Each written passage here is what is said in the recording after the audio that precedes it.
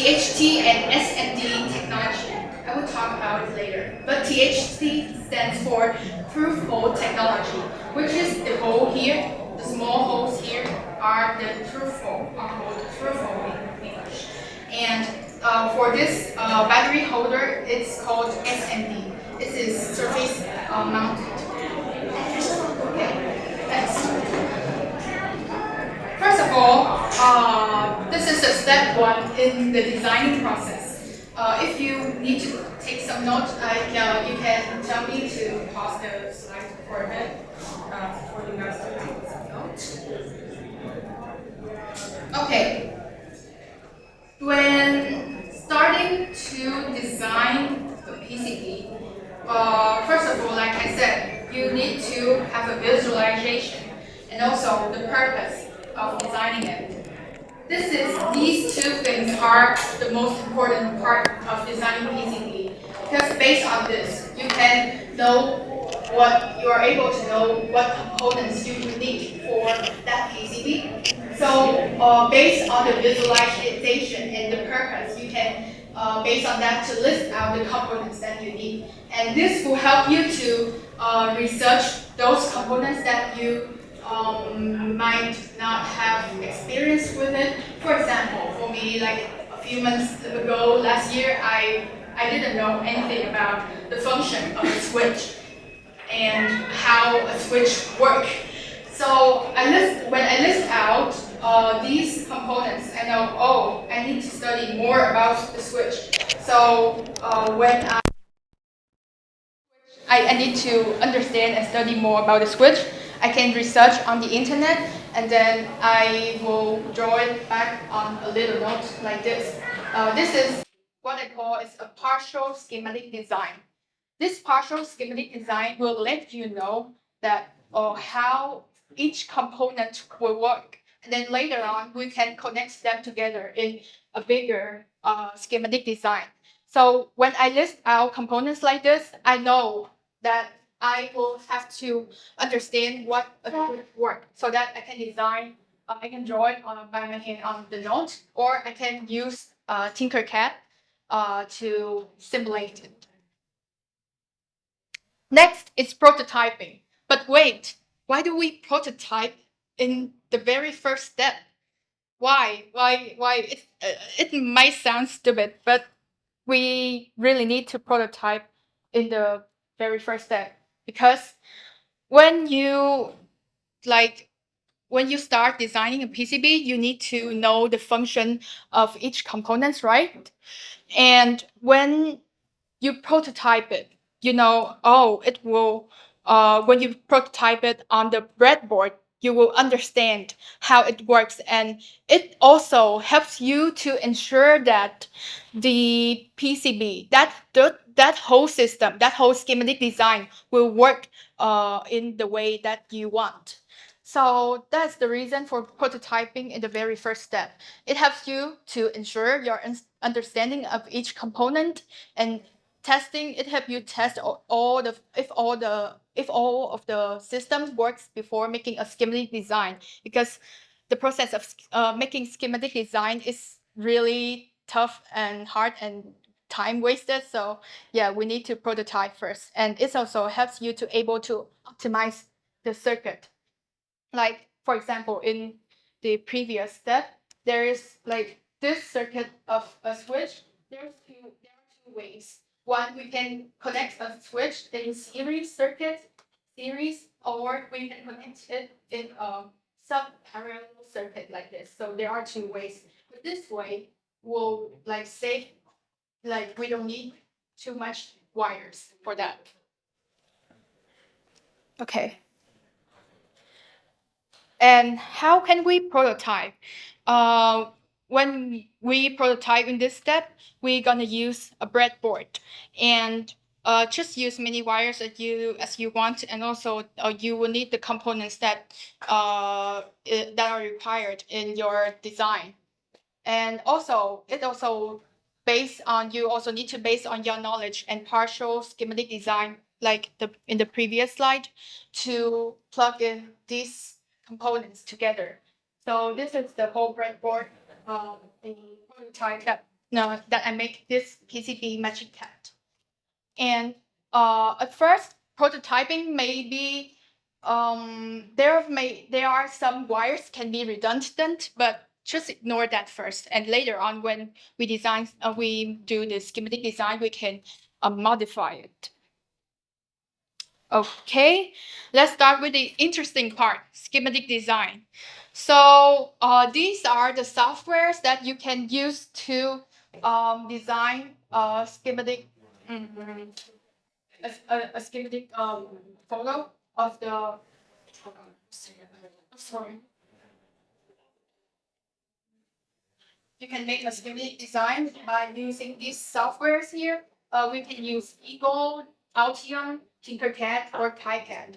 I think maybe most of you here may have known of these, but for those who are beginners in this room, I would recommend you to use Tinkercad because it also it integrates the schematic design and also simulation in this website or software. But the software that I use the most is KiCad. Okay. Yeah, KiCad. Okay. Schematic design step by step.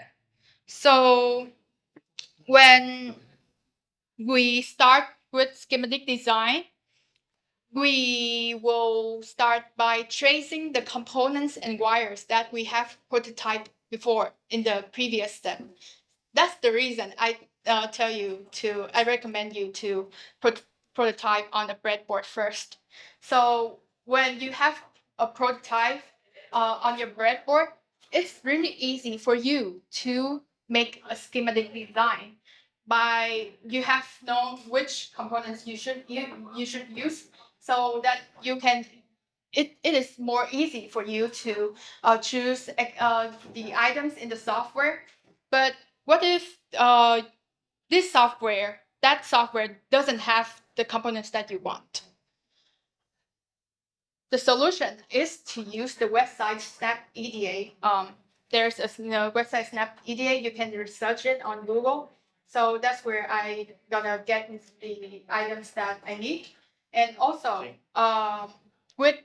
for schematic design, it's really easy to make it by just tracing all these components, all these wires and connection to make this schematic design.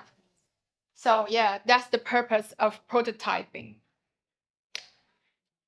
Okay. And there are some important notes here.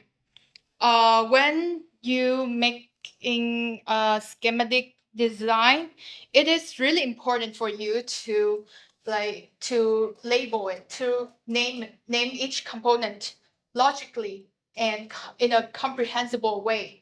Because when we in the next step, in the PCB step, it's important for you to know what components it will be connected together, because in the PCB step there will be you will have connect the traces between each electronic components. So that's why we need to name it in a comprehensible way. And also it's important to import the correct footprint of each component.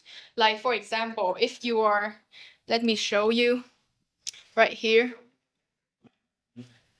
This is a schematic design of just a simple circuit here with a capacitor, a resistor, and an LED switch and a battery, a source. So it's really important to import the correct component. So for this resistor, if you import LED instead of a resistor, it won't work in the PCB design. So this is the PCB design of it. Later on, I will talk more about that. Yeah. Okay. Next, step 4 is PCB design. This step is really time wasted, and also you need really good patience to do it. I must say. Yeah. So it's hard. It's not hard at this step, but the later on step. First, rearranging components. Like I said at the beginning of this talk, that designing a PCB is like playing puzzles. So when starting with this step, we need to have a frame, right? We need to have a frame. It's like puzzling. We need to like form a frame first so that we can rearrange the components inside this PCB. So first of all, what we need to do is to have this frame. So to get this image, you can download a cartoon image on Google and then convert it into the XF file. Uh, DXF file stands for DXF file is to transform to the other file of image, which is usually used for manufacturing PCB and computer aided design. Yeah, that is the XF file. So in rearranging components, we need to have a frame. We can base on the visualization that I talked about in the beginning of this talk, that we need to we need to know what we should have, what components we should have, and the formation of the PCB. So like, for example, my RGB Magic Cat, I need two eyes. So what should I use? Which components should I use to make these two eyes? So I need two legs. And how about whiskers? What should I use? These are the whiskers. What should I use? Which components should I use? Oh, I can use the resistors and solder it on it. So it looks like a whiskers on the cat's face. And how about a mouth? We don't have any components that looks like a triangle for the cat's mouth. Oh, okay. I can draw it on the silk screen layer of this PCB. So that is how I visualize and design the frame of this PCB first. And also, when you import these image, remember to check the size of the PCB. Because if it's too large, it might be like it's pretty costly to manufacture. So remember to check the size of the image you import to the software. Also, this part is the most time wasted and a lot of patience of yours. Adding tracks is pretty like, it's really time consuming because we need to connect the correct tracks in the correct way. For example, in this circuit, in this design, we need to know which component on which side, because a PCB has two sides, right? A PCB has two sides, and we need to know which circuit, which traces, or which tracks should be on one side. So, for example, this battery cell is on the back side of the PCB. So, what we need to do, how can we supply the source? How can we supply the energy, the electricity to the other components? What we're gonna do is that to make these tracks to connect to those components on one side, and with those components that use THC, which is through hole technology, we can connect the wire, the circuit on the other side. For example, this leg, we can connect it on from the back side, and then with this component right here, this is a flash. This is a resistor, and it will connect from here to here, and a current will flow right here, like that way. So that is the purpose when we use the THT. We can connect the wires, the current from one side of the PCB to the other side of the PCB. Yeah, so when we design PCB, we need to make sure that that which component on which side is really important. And also, there's another rule. Uh, does anyone here spot the other rule? Anyone? Any guess? Any idea? If you guys don't have any idea, I will hint about these tracks. What is the like? Do you spot anything like familiar in general in this design? Did you spot anything? You have to make the wire bend 45 degrees. Yes. Yes, that's correct.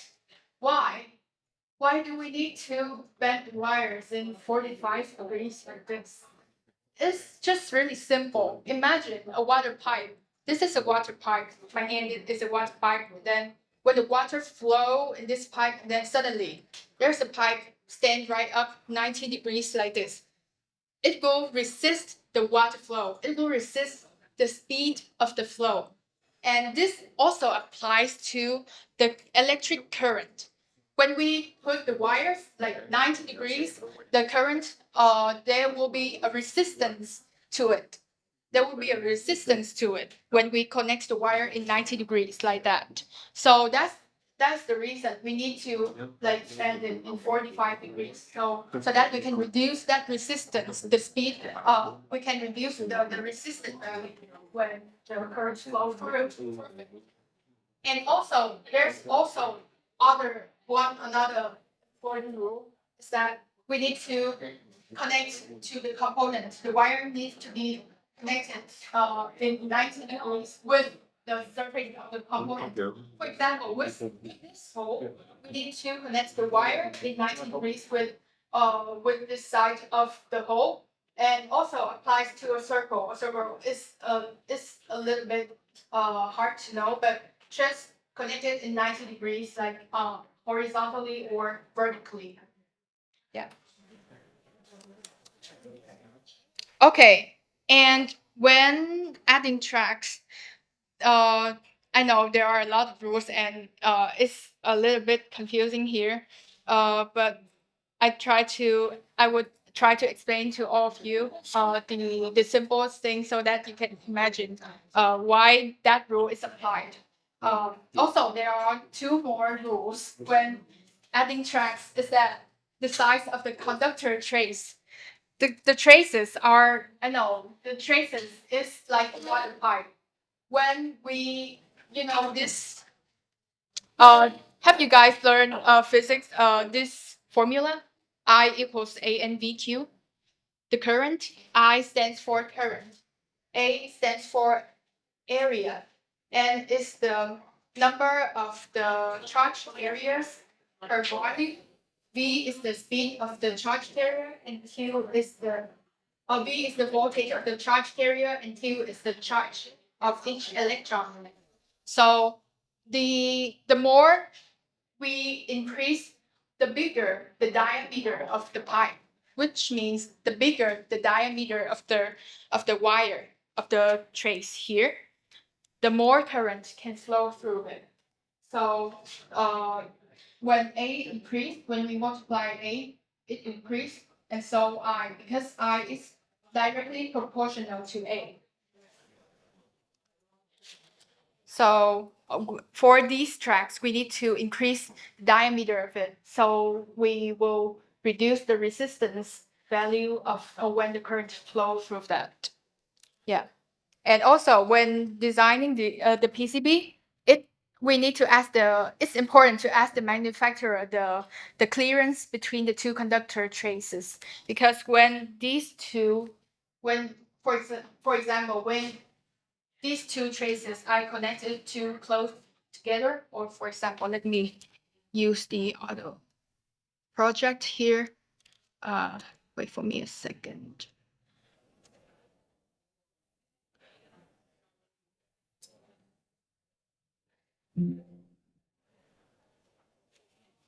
For example, in this Magic Cat PCB design,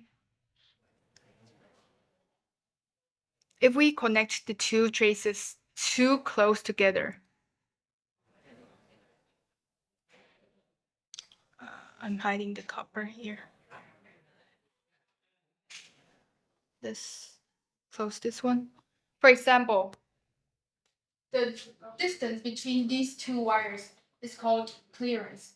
So we need to ask the manufacturer what is the clearance, because each manufacturer have different type of machine to produce these PCBs. So there will be like an accuracy value to it. So we need to ask. So for my manufacturer, is the clearance value is 0.15 millimeter. So yeah, when I design, I have to be careful of the distance between the two conductor traces.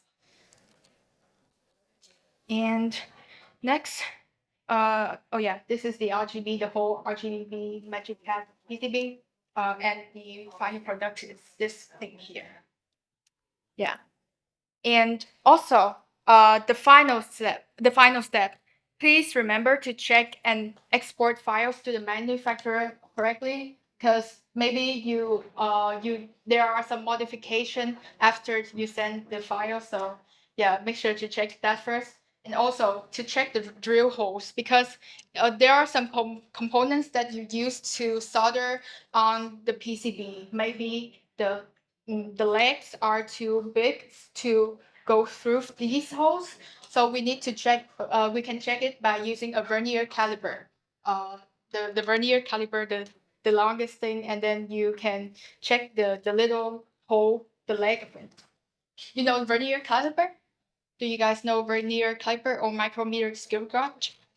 Okay, if you guys don't know. This is the vernier caliper.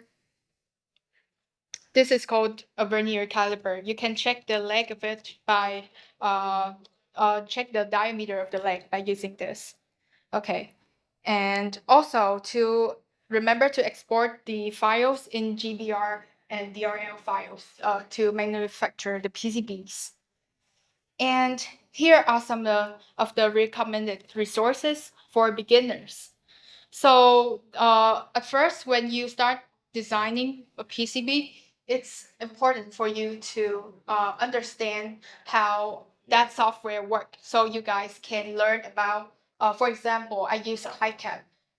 If you guys want to know more about KiCad, you can use this YouTube channel to learn. There are many playlists about learning KiCad.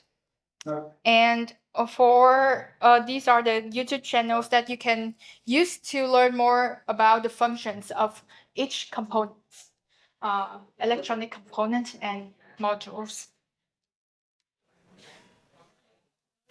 Okay. Have you taken forward? Okay. That's the end of the talk today, and thank you so much for your time participating in this talk. Thank you so much, and we also have a booth outside. You guys can visit. Our booth is called Soldering Workshop, and we have these PCBs here for you to learn and buy it home so that you can practice it. Because this PCB we designed is to help the students in Vietnam to learn more about soldering. Oh, the price has changed. The price has decreased. You guys can visit the booth. The price is there are some special sales outside. Yeah, you guys can visit. Thank you so much. Oh, if you guys have any questions, you guys can ask me now, or else we will end this talk here. Okay, thank you so much for your time.